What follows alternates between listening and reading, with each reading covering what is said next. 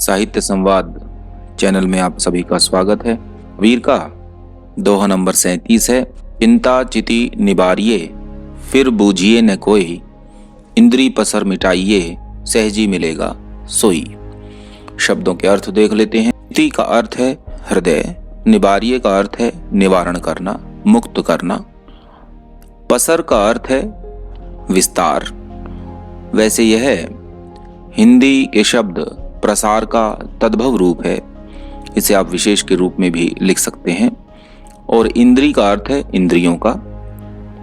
सहजी मिलेगा सोई, सोई का अर्थ है वही अर्थात परमात्मा। कबीर कहते हैं कि मनुष्य को दो काम सबसे पहले करने हैं। एक तो अपने हृदय से सांसारिक चिंताओं का निवारण कर लेना है, और दूसरा इंद्रियों का प्रसार उसे सीमित कर लेना है। सीमित ही नहीं बल्कि पूरी तरह से मिटा देना है। ये दो काम करने के उपरांत जब हम ईश्वर का चिंतन करेंगे तो वह ईश्वर हमें सहज रूप से प्राप्त हो जाएगा। चिंता चिति निबारिये फिर बूझिए न कोई। कबीर कहते हैं कि मनुष्य को ईश्वर प्राप्ति के लिए अपने हृदय से सांसारिक चिंताओं का निवारण कर देना चाहिए, अर्थात अपने हृदय में सांसारिक चिंताओं को हटा देना चाहिए। और उसके पश्चात उसे जितने भी इंद्रियों के माध्यम से हम सांसारिक जीवन को देखते हैं, भोगते हैं, सुख और दुख की अनुभूति करते हैं, उन इंद्रियों के विस्तार को मिटाना है। अर्थात इंद्रिय निग्रह की भावना पर कबीर विशेष रूप से बल दे रहे हैं। इसके पश्चात जब कोई व्यक्ति सहज रूप से भी अगर ईश्वर का स्मरण करेगा तो वह सहज तरीके से, सरल तरीके से व्यक्ति को उपलब्ध होगा, उसके दर्शन होंगे। विशेष के रूप में आप यहाँ पर यह भी लिख सकते हैं कि कबीर ने इस दोहे में इंद्रिय निग्रह की भावना पर बल दिया है और मन को सांसारिकता से हटाकर ईश्वर उन्मुख होने पर बल दिया है।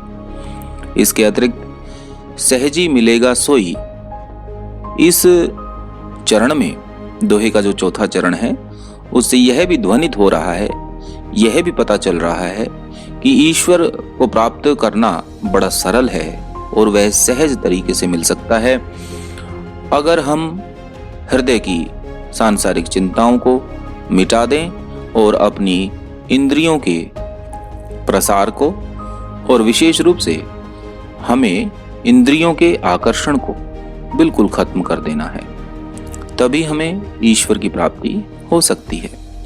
दोहा नंबर 38 है।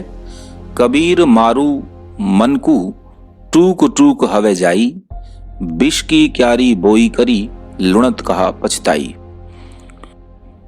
मारू मन को का अर्थ है मन को नियंत्रित करना, मन को वश में करना। टूक टूक हवे जाई का अर्थ है टुकड़े टुकड़े हो जाना। विष की क्यारी विषैले बीजों को बोना। प्रकारांतर से यहाँ पर अर्थ है कि हम सांसारिक जीवन जीते हुए अपने मन में अनेक प्रकार के ईर्ष्याजन्य, आकर्षणजन्य विचारों को पल्लवित करते रहते हैं, उनको हमें हटाना है। लुणत कहा पछताई।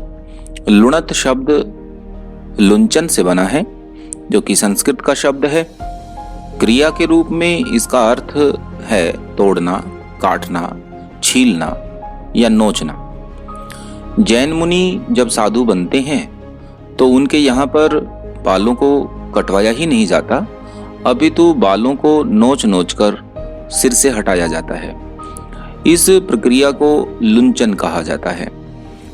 मुझे लगता है कि लुणत शब्द इसी लुंचन का तद्भव रूप है, और फसल को काटने के लिए गांव में जो शब्द प्रचलित है जिसे हम लावणी कहते हैं, वह शब्द भी इसी लुंचन से बना है जो कि तद्भव रूप है। इसे हम विशेष के रूप में भी लिख सकते हैं। कबीर दोहा नंबर 37 के मूल विचार को आगे बढ़ाते हुए कहते हैं कि मनुष्य को अपने मन को नियंत्रित करना होगा। जब वह मन को नियंत्रित कर लेगा तब उसका मन जो कि समग्र रूप में सांसारिक इच्छाओं का एक खंड बना हुआ है, एक टुकड़ा बना हुआ है, समग्र रूप में सांसारिक इच्छाओं का एक पिंड बना हुआ है, जब वह नियंत्रण में आ जाएगा तो वह सांसारिक इच्छाएं जो उसके मन में जमी हुई हैं वो टुकड़े टुकड़े होकर बिखर जाएंगी।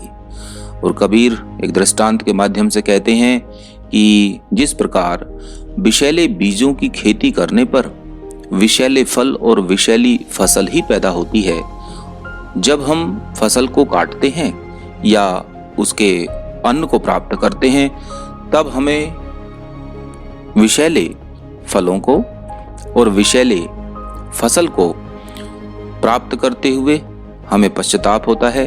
कबीर कहना चाहते हैं कि हमारे जीवन के कर्म ही हमारे फल को निर्धारित कर देते हैं, हमारे फल की दशा और दिशा को निर्धारित कर देते हैं। उसी प्रकार मनुष्य को अपने मन को, जो कि इच्छाओं का पुंज है, इच्छाओं का समूह है, उसको नियंत्रण में रखना चाहिए। उस मन को नियंत्रण में नहीं रखेंगे तो हमें बाद में पछताना पड़ेगा। ठीक उसी प्रकार जिस प्रकार विषैले बीजों की खेती करने के उपरांत फसल को काटते समय, लावणी करते समय किसान को पछताना पड़ता है, वैसे विष की क्यारी बोना और फसल काटते समय पछताना ये लोकोक्ति भी है। इसे भी आप विशेष के रूप में रख सकते हैं। दोहा नंबर 39 है, पानी हीते पातला धुआं हीते झीण, पवना बेगी उतावला सो दोसत कबीर कीन है। शब्दों के अर्थ देख लेते हैं। पातला का अर्थ है पतला, झीण का अर्थ है पारदर्शी, सूक्ष्म, जिसमें से आर पार देखा जा सके। बेगी का अर्थ है गतिशील, तीव्रता से। उतावले का अर्थ है जल्दबाजी या शीघ्रता से गतिशील होना। कबीर इस दोहे में अपने उस परम ईश्वर के स्वरूप को थोड़ा स्पष्ट करते हुए कह रही हैं कि मैंने ऐसे ईश्वर से दोस्ती की है, मित्रता की है, जो ईश्वर पानी से भी पतला है और धुएं से भी बहुत सूक्ष्म है, पारदर्शी है, और जो मन की गति से भी, पवन की गति से भी तीव्रता से चलने वाला है, गतिशील है। ऐसे परम ईश्वर को कबीर ने अपना दोस्त बना लिया है, अपना मित्र बना लिया है। कबीर उसके साथ अपना सख्य भाव यहां पर प्रकट कर रहे हैं। कबीर कहते हैं कि जो पानी से भी पतला है, धुएं से भी पारदर्शी है, पवन से भी, वायु से भी, हवा से भी तेज गति से चलने वाला है, ऐसे गुणों वाले ईश्वर को कबीर ने अपना मित्र बना लिया है। कुल मिलाकर जिस निर्गुण ईश्वर के स्वरूप निर्धारण की जो कठिनाई आती है, उसके बारे में कबीर ने उनके स्वरूप को थोड़ा बहुत अधिक सांसारिक उपमानों से तुलना करते हुए उसके स्वरूप को स्पष्ट करने की कोशिश की है, उसका प्रयास किया है। इस दोहा नंबर 39 में कबीर के यहाँ पर सख्य भाव की भक्ति देखने को मिल रही है। इसे आप विशेष के रूप में लिख सकते हैं। दोहा नंबर 40 है, कबीर मन गाफिल भया सुमिरन लागे नाही, घणी सहेगा सांसना जम की दरगह माही। कबीर उन लोगों को प्रबोधित करते हुए कहते हैं जिन लोगों का मन सांसारिक आकर्षण के नशे में पड़ा हुआ है। गाफिल का अर्थ है नशे में बेहोश, बेसुध, अरबी भाषा का शब्द है। वैसे ये विशेषण के रूप में प्रयोग हुआ है यहाँ पर, जो मन की विशेषता को बता रहा है, जिसका अर्थ है बेफिक्र, बेपरवाह, बेसुध। और यही गाफिल शब्द उर्दू में भी बाद में प्रयोग किया जाने लगा है। सांसना जो शब्द है, यह संस्कृत के शासन शब्द का तद्भव रूप है। शासन का अर्थ है दुख, कष्ट, पीड़ा, लेकिन यहाँ पर शासन तद्भव रूप में प्रयोग किया गया है और यह भी यहाँ पर दुख, कष्ट और पीड़ा का भाव ही दे रहा है। जम का अर्थ है यमराज, दरगह का अर्थ है दरबार में और माही का अर्थ है बीच में। कबीर कहना चाहते हैं कि जिन व्यक्तियों को सांसारिक नशा हो गया है और जिन व्यक्तियों का मन संसार के नशे में बेसुध है और उनका मन परम प्रभु के स्मरण में नहीं लगा हुआ है, ऐसे व्यक्ति मृत्यु काल आने पर, मृत्यु हो जाने पर यमराज के यहाँ दरबार में बड़े ही बहुत ज्यादा अत्यधिक कष्टों को सहन करेंगे। इस्लाम में भी और हिंदू धर्म में भी मृत्यु के उपरांत स्वर्ग और नरक की अवधारणाओं का प्रयोग मिलता है और ऐसा माना जाता है कि मृत्यु के उपरांत जिन लोगों ने अच्छे कर्म किए हैं वो पुण्य के भागीदार बनेंगे, उन्हें स्वर्ग मिलेगा, और जिन लोगों ने पाप कर्म किए हैं उनको नरक की अनेक प्रकार की यातनाएं भोगनी पड़ेंगी। कहने का अर्थ यह है कि जीवात्मा संसार में जितने भी कर्म करती है उन सब पर परमात्मा की निगाह है। उनकी दृष्टि में जीवात्मा का प्रत्येक कर्म है और उन्हें कर्मों के हिसाब से परिणाम मृत्यु के पश्चात मिलते हैं। दोहा नंबर 41 है, कबीर केरी नावरी पाणी केरी गंग, कहे कबीर कैसे तिरू पंच कुसंगी संग। शब्दों के अर्थ इस प्रकार हैं। केरी का अर्थ है करके, समान करके। गंग का अर्थ है गंगा। तिरु का अर्थ है तैरना, पार उतरना। पंचकुसंगी का अर्थ है हमारी इंद्रियां जो कि 5 होती हैं, आंख, नाक, कान, जिह्वा और त्वचा। कुछ विद्वानों ने पंचकुसंगी का अर्थ व्यक्ति के 5 मनोविकारों को लेकर भी किया है। काम, क्रोध, लोभ, मोह और मत्सर। मत्सर का अर्थ है ईर्ष्या भाव। मेरी दृष्टि में पंचकुसंगी का यहाँ पर इंद्रियों का अर्थ ही ग्रहण करना चाहिए, क्योंकि दोहे से वही अर्थ ध्वनित होता है।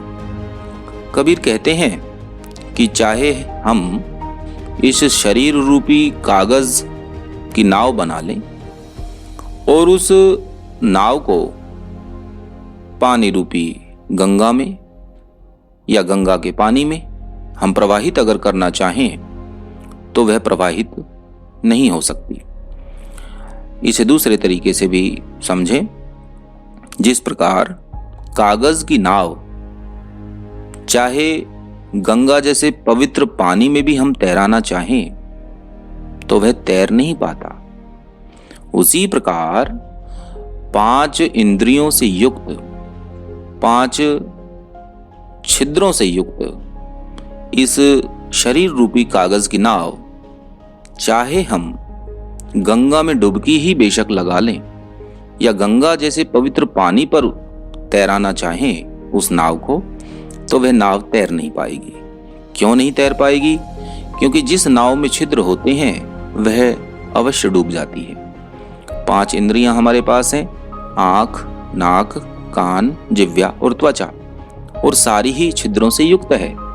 अतः कागज की नाव की तरह ही हमारा शरीर भी खोखला है, अर्थात इसमें अनेक प्रकार के सांसारिक विषय वासनाओं के घुसने की संभावना रहती है और इस शरीर रूपी, इस खोखले शरीर रूपी नाव से हम इस भवसागर से पार नहीं उतर सकते।